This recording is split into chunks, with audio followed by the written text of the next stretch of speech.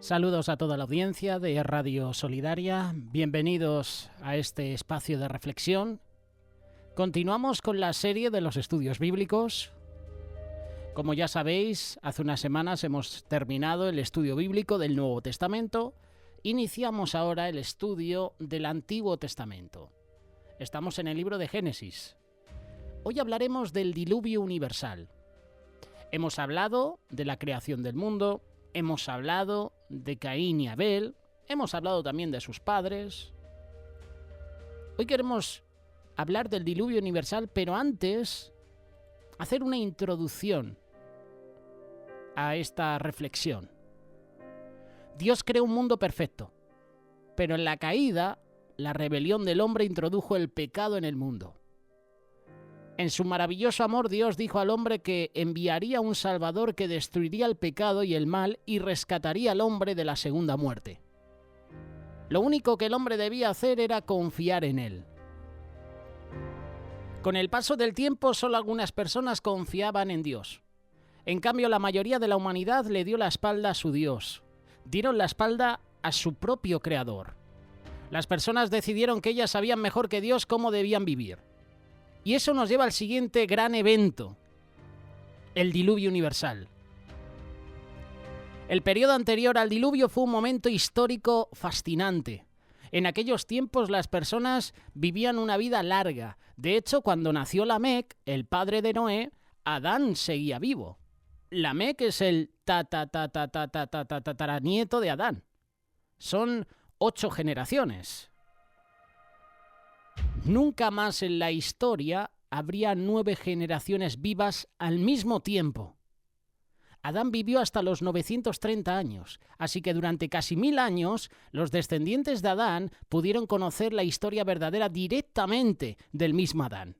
Pudieron aprender sobre Dios, sobre lo que les pasó a él y a su esposa Eva en el jardín del Edén.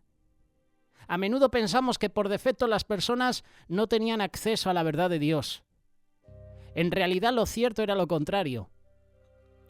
Como Adán y Eva vivieron muchísimo tiempo, pudieron transmitir a las siguientes generaciones lo que sabían directamente. En otras palabras, había un conocimiento universal sobre Dios, porque el primer hombre y la primera mujer estaban presentes para narrar su relato de la historia. Todo el mundo tenía acceso a la historia y a la verdad de Dios. ¿Pero qué hizo la gente con este conocimiento? En vez de aprender del error que cometieron Adán y Eva, vemos que la mayoría de los descendientes de Adán eligieron ignorar a Dios y llevar una vida malvada. Aunque tenían acceso a la verdad, la mayoría la rechazó. La Biblia dice, Génesis capítulo 6, verso 5, el Señor vio la magnitud de la maldad humana en la tierra y que todo lo que la gente pensaba o imaginaba era siempre y totalmente malo. Por lo tanto, Dios decidió que había llegado la hora de juzgar al mundo, deshacerse del mal y de la corrupción. Dios iba a renovar toda la tierra, y para ello Dios destruyó el mundo con un diluvio universal que acabó con la vida de toda la gente y de todo lo que había en la tierra. Aquí podríamos meter el tema de las criaturas marinas. Los peces. Si hubo un diluvio universal, ¿las criaturas marinas estaban incluidas en este juicio? Es una pregunta común, ¿verdad? Es una pregunta bastante interesante. Obviamente, al ser animales de agua, imaginamos que esas bestias marinas, esos peces, sobrevivieron. Los que no sobrevivieron fueron los animales de la tierra.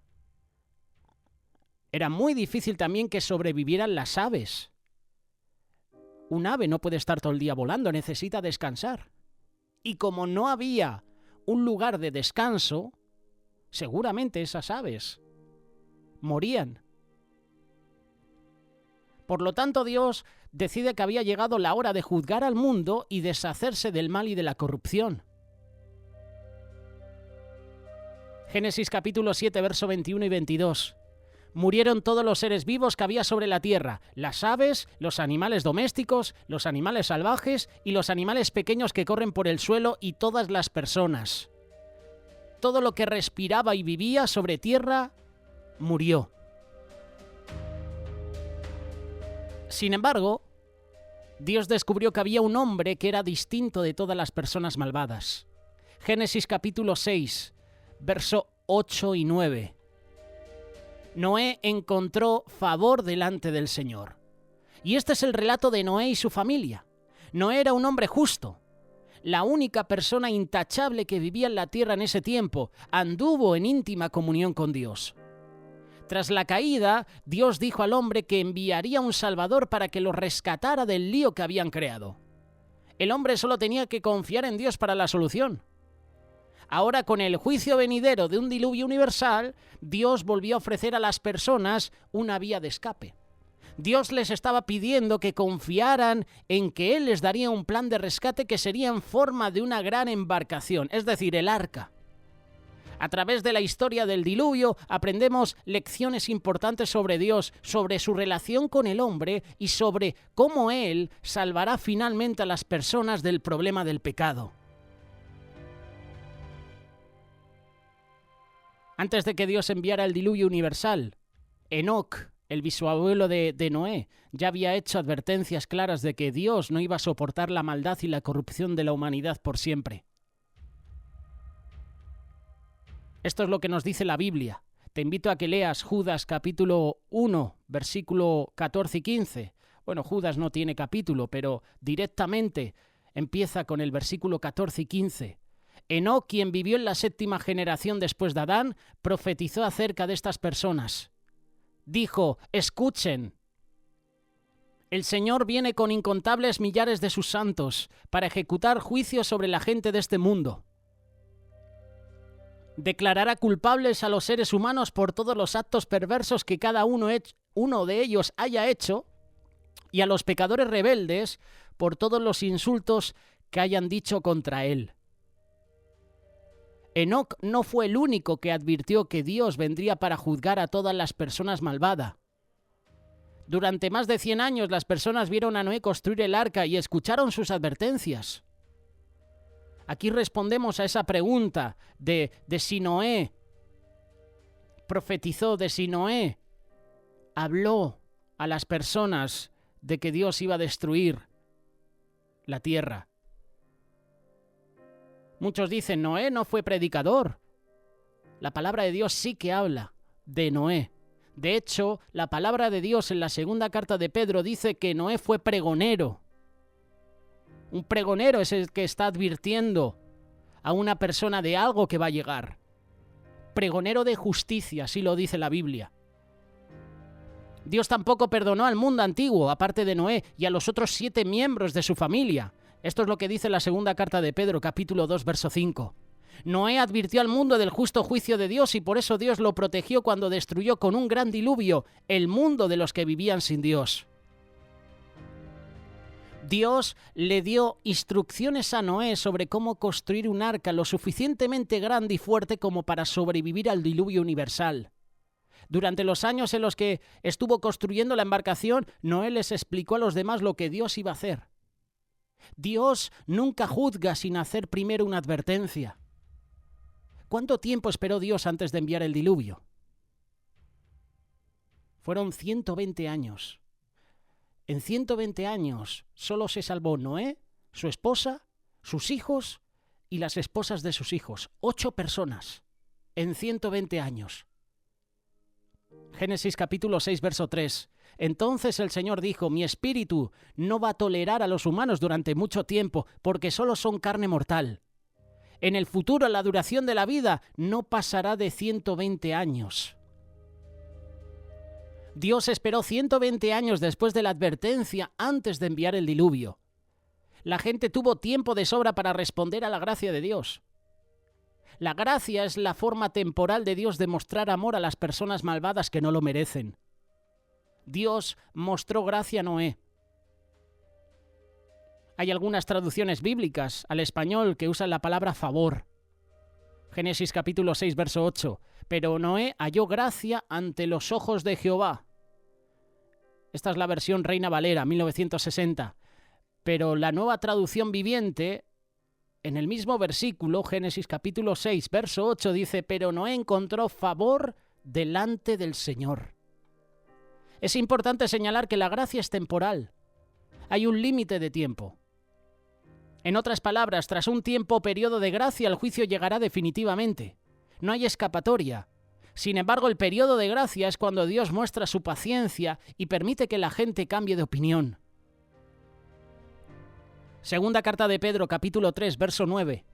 En realidad no es que el Señor sea lento para cumplir su promesa, como algunos piensan. Al contrario, es paciente por amor a ustedes. No quiere que nadie sea destruido y quiere que todos se arrepientan.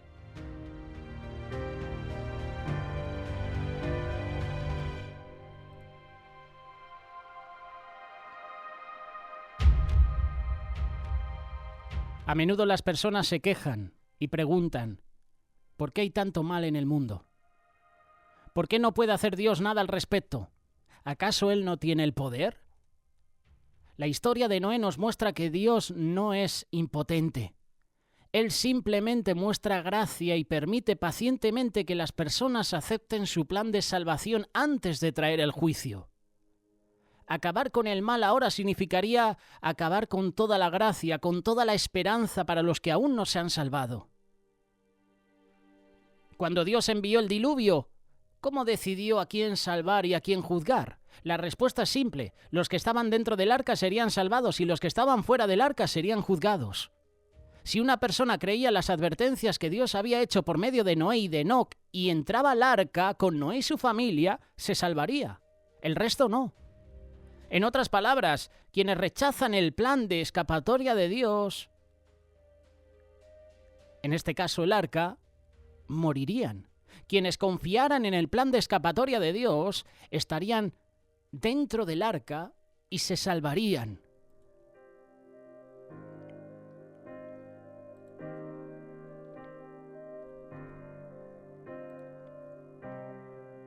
La salvación de Dios no es aleatoria ni secreta. Él no seleccionó ni eligió a quienes quería salvar. Dios les dijo claramente lo que haría. Él iba a juzgar al mundo. Él les dijo cómo salvarse. Esto significa que la gente no tuvo que adivinar si sería salvada o no. No había ninguna confusión. Los que estaban en el arca se salvarían y los que estaban fuera serían juzgados.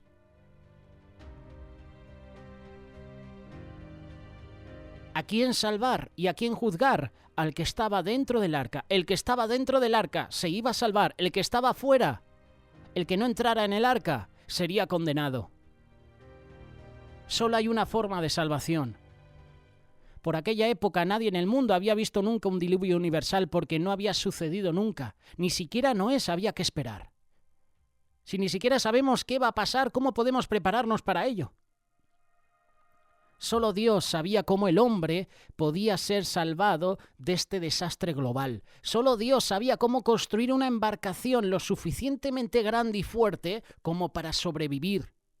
Nadie en la tierra podría haberlo averiguado. Dios tuvo que decirle su plan a Noé. El plan era construir un arca con una puerta. Todo lo que entrara a través de esta única puerta sería salvado. Fue a través de esta única puerta que Dios dijo a Noé como señor subordinado de la creación que metiera y que guardara el patrimonio genético de todos los animales que Dios llevó hasta él.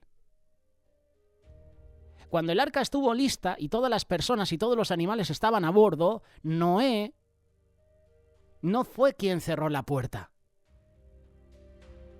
Noé no la cerró. Un arca, una puerta, pero Noé era un subordinado. Génesis capítulo 7, verso 16. Entraron un macho y una hembra de cada especie, tal como Dios había ordenado a Noé. Luego el Señor cerró la puerta detrás de ellos. Fue el Señor el que cerró la puerta del arca. Fue Dios mismo quien cerró y selló la puerta. No había ninguna posibilidad de que la puerta se filtrara o se abriera de golpe en medio del diluvio. Eso también significó que nadie más podía entrar y que los que estaban en el arca tampoco podían salir. Es decir, cuando Dios abre una puerta, aprovecha a entrar por ese lugar. Cuando Dios cierra una puerta, el hombre no la puede abrir. Aunque Noé hubiese querido abrir la puerta para dejar que otros entraran, no podía hacerlo. Fue Dios quien cerró la puerta. Si la familia de Noé se asustara por estar en el arca y quisiera salir, no podían hacerlo. Fue Dios quien cerró la puerta. ¿Hay muchas formas de ser salvado? En esa época, la única manera de ser salvo era estando dentro del arca. Hoy en día, para ser salvo de la muerte eterna, tenemos que creer en Jesús. A la gente no le gusta escuchar que solo hay una forma de ser salvado. La mentalidad pagana piensa que esto es muy egoísta, es exclusivo. Los paganos siempre, los que hacen pecado, los que cometen mal, se rebelan contra esta idea de que Dios solo proporciona una única forma. La Biblia dice que la solución de Dios es el arca. La cosmovisión pagana dice que uno puede ser salvo haciendo el bien, el karma. Dicen incluso que la religión salva. Dicen que pueden ser salvos haciendo donaciones. Y hay otros que dicen que la manera de ser salvo es que Dios es amor. Y al final todo el mundo va al cielo porque Dios es amor. La única manera de ser salvo es aceptando a Jesús. Y si no aceptamos a Jesús como Señor y Salvador, no vamos a ser salvos. Por ejemplo, en el mundo de hoy, las personas creen que hay muchas formas de estar bien con Dios. Hacer más el bien, evitar hacer el mal, la meditación, el karma, la lista continúa. A las personas les gusta un plan del tipo hazlo tú mismo, en el que pueden inventar sus propias ideas acerca de la salvación. Sin embargo, este relato de Noé nos enseña que todo plan de salvación debe provenir de Dios. Debe provenir del Creador del universo. No podemos inventarnos las cosas. Tenemos que ir a Dios de la forma que Dios provee. No funcionará nada más porque no hay nada más que pueda salvarnos del juicio universal de Dios. El juicio de Dios llegará. Jesús vino a la tierra y los que creyeron en Él cuando Él estaba en la tierra fueron salvos. Hoy tú y yo no le podemos ver de una manera física, pero por la fe creemos en Él. Y si tú crees en Él, si tú crees en Jesús, el Hijo de Dios, serás salvo. ¿Crees en Él? En la época de Noé no creyeron el mensaje que Él estaba profetizando. Volvemos a repetir, Noé profetizó de que Dios iba a traer un diluvio. La segunda carta de Pedro habla de que Noé fue pregonero de justicia, es decir, de que predicó. Él compartió de que Dios iba a traer juicio. Este versículo responde a la pregunta que muchos hacen de que Noé no predicó. Noé fue pregonero de justicia. Cuando Dios envió el diluvio universal, Él destruyó totalmente el mundo que Noé conocía. De niños quizás hayamos leído libros ilustrados sobre el diluvio que mostraba una embarcación con una jirafa con la cabeza sacada por encima de la lluvia o con un mono columpiándose en el mástil. Eso no fue lo que sucedió. A partir de la descripción de la Biblia, fue literalmente una catástrofe que devastó sobre la tierra.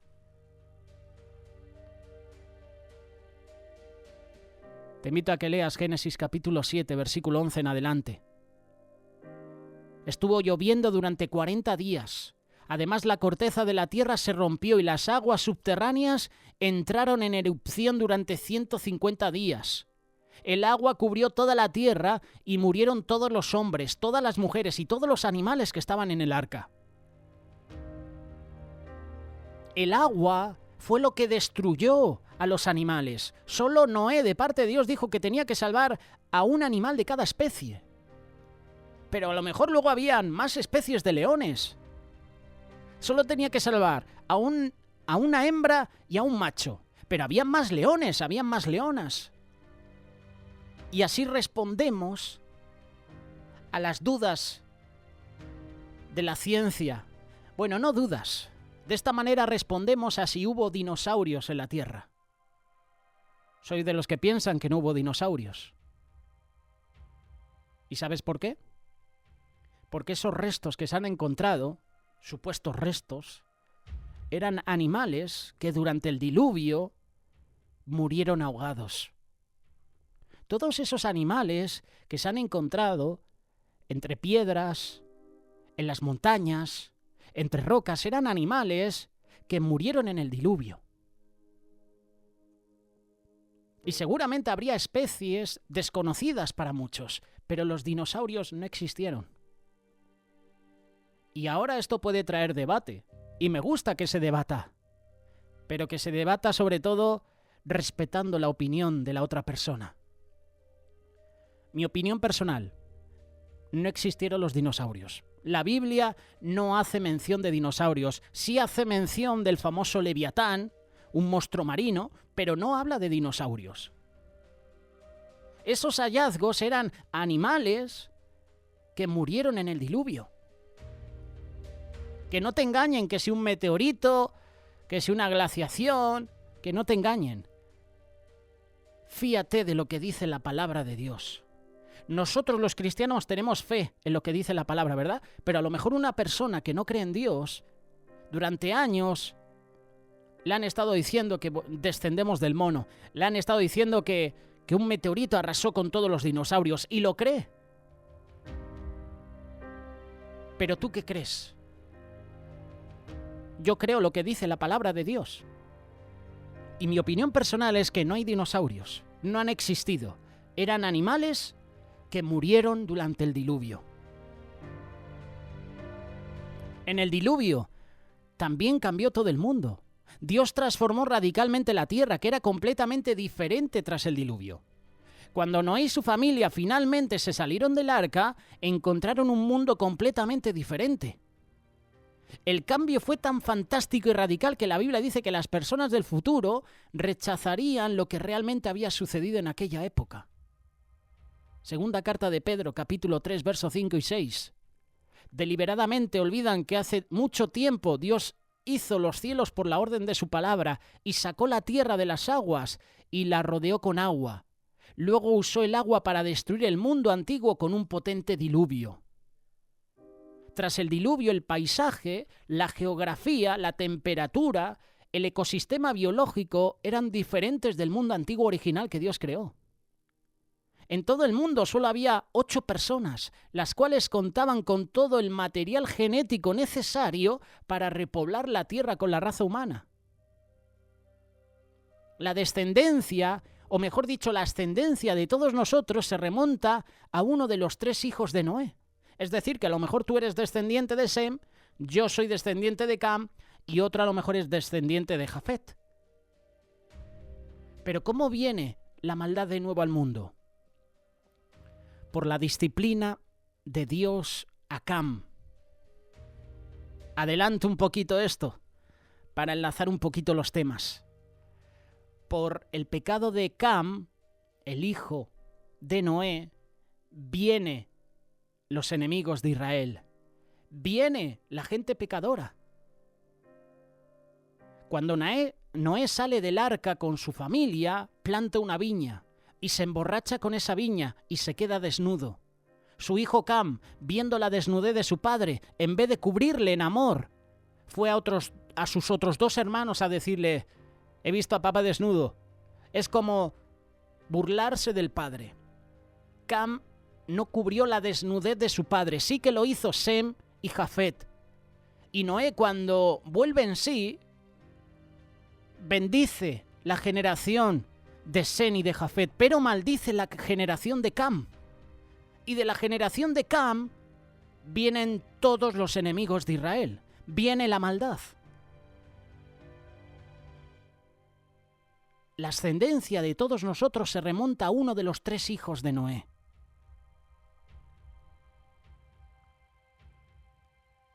Hay una pregunta que también debemos hacernos. ¿Es verdad que lo que sucede en el mundo físico no tiene nada que ver con las cosas espirituales? Se suponía que el hombre, en su función de señor subordinado que Dios le dio, debía cuidar responsablemente de la naturaleza y del reino animal.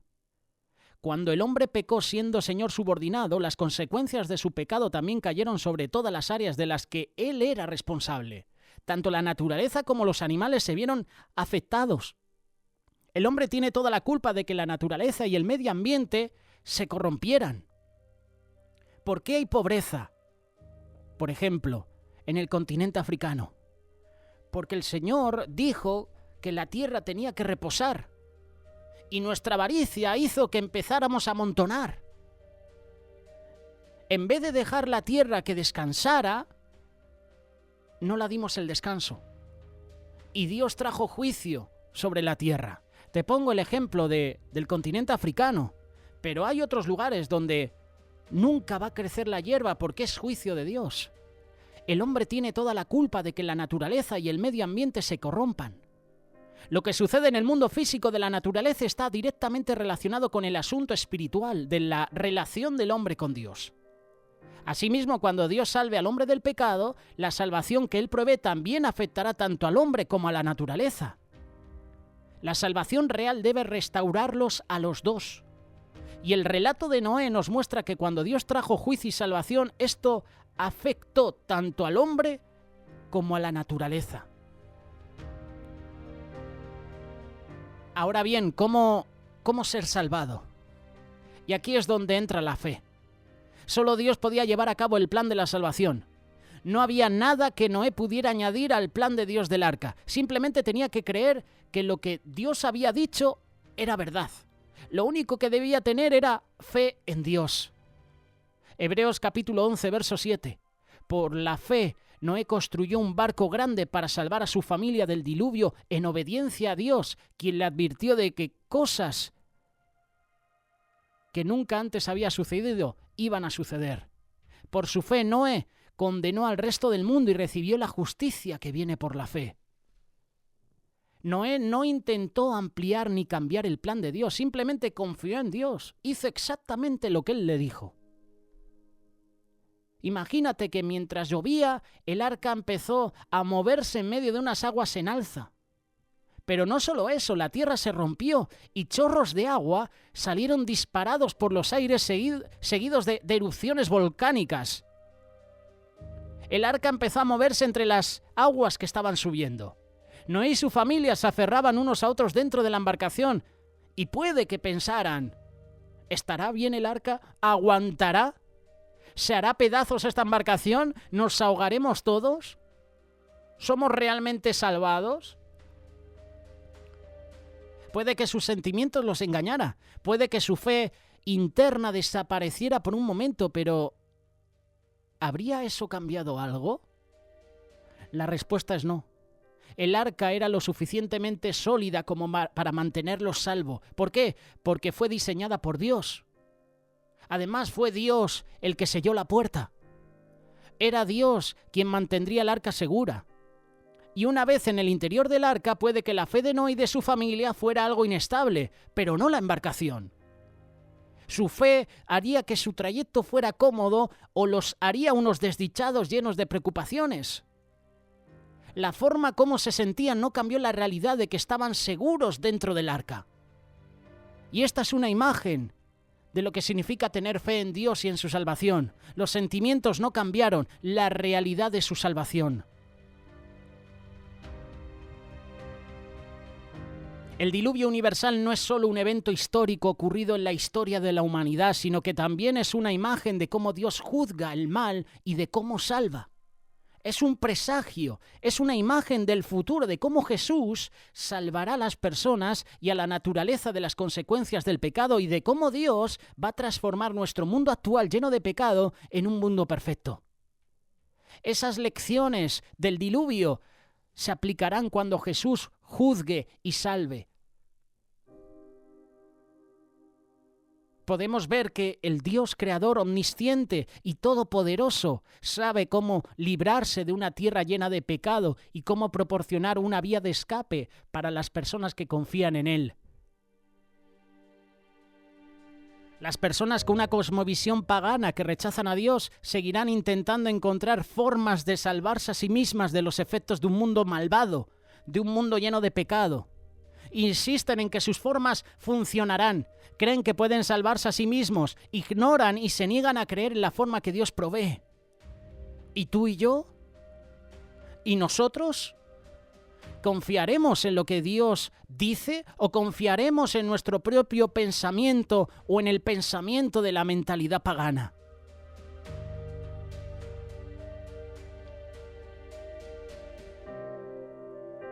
Algunos feligreses están convencidos de que el relato bíblico del diluvio universal solo es una fábula o un mito. Para ellos este evento nunca sucedió en la historia de la Tierra y han elegido renunciar o abandonar la verdad, y por eso nos han metido de por medio la evolución, nos han metido por en medio el Big Bang, nos han metido por en medio los dinosaurios. Luego también están los que acomodan y reinterpretan la verdad. Estos creyentes dicen que el relato bíblico habla de un diluvio localizado y aún otros dicen que el diluvio tiene implicaciones espirituales, pero que no se basó en ningún evento físico ni histórico. Hay 4 puntos que hay que considerar sobre la precisión y la veracidad de lo que dice la palabra de Dios. En primer lugar, la existencia de otros libros paganos que hablan sobre el diluvio. Algunos han sugerido que el escritor del libro de Génesis, Moisés, tomó historias paganas sobre un gran diluvio y las incorporó a la Biblia. Pero considera esto. Tras el diluvio, todas las personas descendían de Noé y de su familia. Su historia familiar común incluía el relato del diluvio. Sin embargo, como la población creció y las personas se alejaron cada vez más, se rebelaron contra Dios.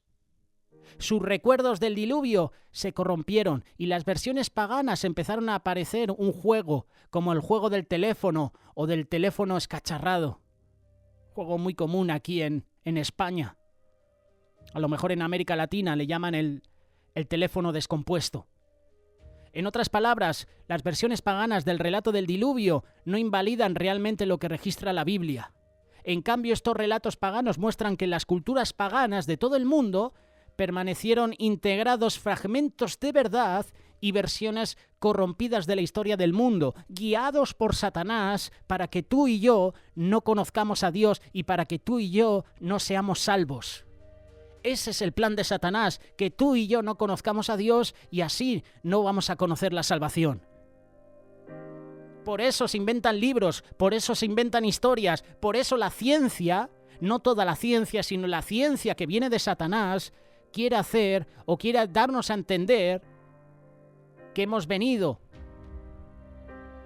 de una explosión, que hemos venido del mono. Debido a esto, Dios decidió enmendar el relato y por eso Él nos proporcionó una descripción precisa de lo que sucedió. La Biblia es el testimonio presencial y autoritario de Dios.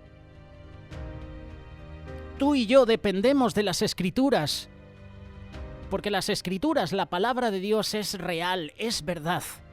Lo que dice la palabra es. Otro de los puntos sobre si existió realmente un diluvio universal que destruyó la tierra es que la profundidad del agua y la duración del diluvio. Hay algunos que piensan que el diluvio no fue universal sino local por el área del Medio Oriente.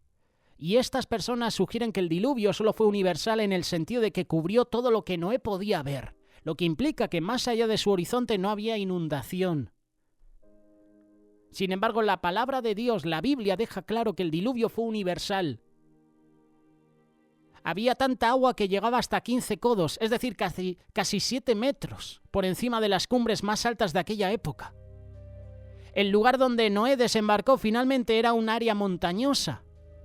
El agua fluye hasta los resquicios más profundos antes de acumularse, así que si Noé flotaba cerca de una región montañosa y no se divisaba ninguna cumbre, imaginen cuánta agua sería necesaria a nivel global para cubrir esas cumbres.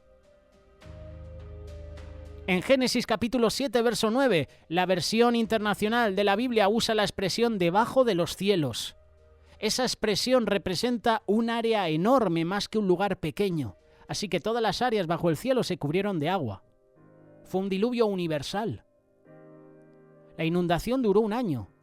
Y te invito a que compares Génesis capítulo 7, verso 11, donde Noé tenía 600 años, con Génesis capítulo 8, verso 13, donde tras más de 10 meses, ahora tiene 601 años. Es decir, que la inundación duró realmente mucho tiempo.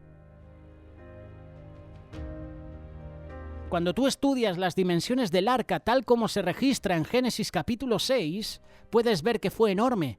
Su tamaño era similar a los cargueros transatlánticos modernos. Su volumen era tan grande que equivalía al de 522 vagones de tren. Si el diluvio solo fuera local, ¿por qué se necesitaría una embarcación tan grande y estable?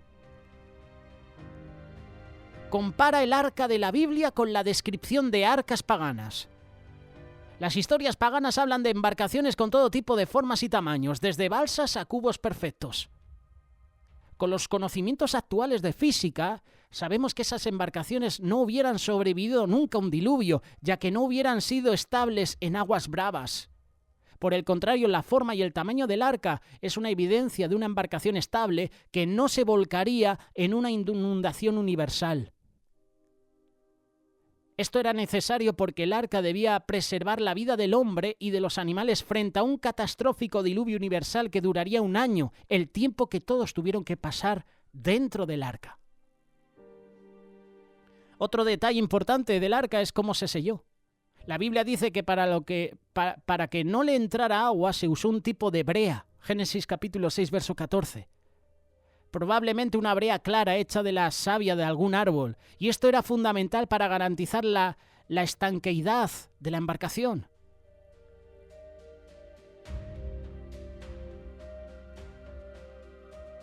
La ciencia, las mentes paganas, las mentes que no creen en Dios, que no tienen fe, van a tratar por todos sus medios de que tú no creas, y pondrán pegas al diluvio universal, pondrán pegas incluso a Jesús.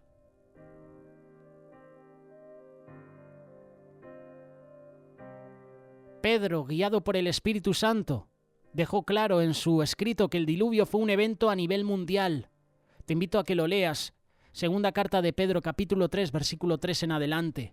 Pedro habló de 3 mundos. El mundo antiguo, anterior al diluvio, que fue completamente destruido por el diluvio. Nuestro mundo presente, que es posterior al diluvio, que algún día será completamente destruido por el fuego. Y un mundo nuevo final. Estos 3 mundos son diferentes y Pedro no habla del diluvio como un evento pequeño. No lo habla a nivel local. Habla del diluvio a nivel universal. Que no te engañen. La cosmovisión pagana ignora a Dios, ignora la Biblia. Dice que todo es natural. Dice que la naturaleza se sustenta por sí sola. Esa es la cosmovisión pagana, pero la cosmovisión bíblica dice que Dios es la máxima autoridad. La Biblia es la revelación de Dios para el hombre. La Biblia es verdad. Tu palabra es verdad. Hay un creador y ese creador lo sostiene todo. El relato bíblico de la creación, la caída y el diluvio es verdad. La evidencia física en el mundo se puede explicar por medio de los relatos bíblicos. Por eso tú y yo necesitamos estudiar día a día la Biblia. La creación, mundo perfecto, la caída, el mundo antiguo y el diluvio, el mundo presente.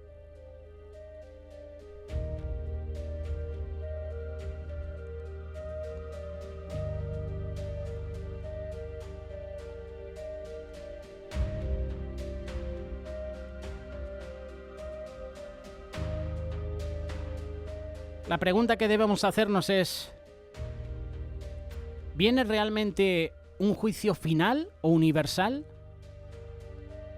Hoy en día, como en los tiempos de Noé, hay mucha gente que no cree que existe un juicio final o universal. Creen que el bien y el mal irán uno junto al otro para siempre. Sin embargo, la Biblia enseña de manera clara que definitivamente llegará la hora del juicio. En el día del juicio final, los no creyentes serán juzgados en el gran trono blanco. De esto hemos hablado en el estudio bíblico de la carta de Apocalipsis. Tenga en cuenta que las personas que se juzgan aquí no son creyentes. Esto es quienes confían en Jesús. Los nombres de los creyentes se registran en el libro de la vida y por lo tanto son salvos. Y yo quiero ser salvo. ¿Tú quieres ser salvo? Prepárate porque van a intentar manipularte. Van a intentar engañarte diciéndote que Dios no existe. Antes del diluvio universal, Dios le dio a la humanidad 120 años para apartarse de su propio pensamiento hecho por el hombre, volverse a él para la salvación. Ahora vivimos en un periodo de gracia, similar en el que Dios da a nuestra generación tiempo para que se arrepienta. El juicio final se acerca. ¿Estás prestando atención a la advertencia de Dios? ¿Estás preparado como Noé y su familia? ¿Se encontrarán nuestras familias, amigos y seres queridos dentro o fuera del arca? ¿Quién los va a advertir? Tú y yo debemos ser pregoneros de justicia y predicar las buenas nuevas, predicar que se acerca el juicio final. ¿Estaremos preparados para ese día? ¿Estarás preparado tú y tu familia? Noé y su familia se prepararon durante 120 años. ¿Y nosotros nos estamos preparando?